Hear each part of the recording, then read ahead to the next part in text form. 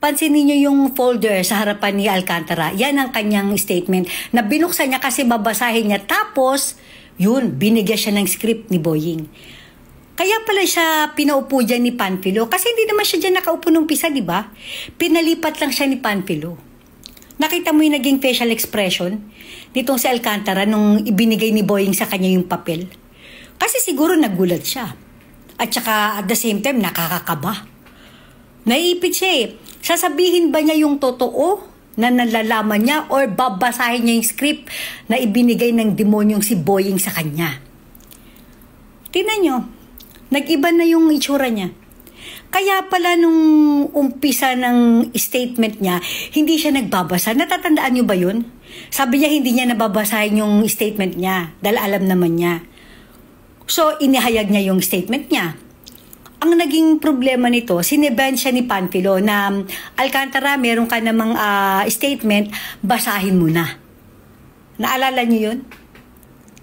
Kaya pala ayaw niyang basahin kasi script yun. What? Ayan na.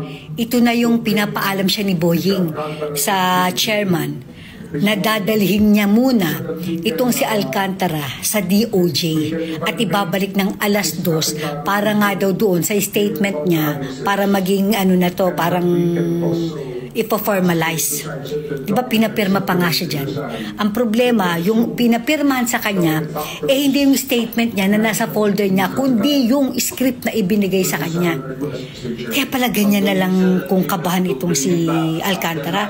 Hindi kasi natin nakikita, diba? Sa TV kasi, sa harap lang ang nakikita natin. Hindi natin alam na merong ganyang pangyayari pala sa likuran nito. Tingnan niyo si Alcantara, kaya pala takot na takot. Meron palang nangyayaring anomalya, may kababalaghan palang ginawa na naman itong demonyong si Boying na ito. Ayan no, syempre kinakabahan siya para sa buhay niya. Hindi niya alam kung ano magiging kapalaran niya. Diba? Magkakasabwat. Alam niya ni Panfilo at saka ni Pepsi Paloma yan. Diba? Yan na, tatayo na. Tamo, kabadong-kabado siya, oh. Ayun, yan yung script na dadali sa DOJ, tapos yung statement niya, ayun, sinara niya na. Oh my gulay. Ano na mangyayari?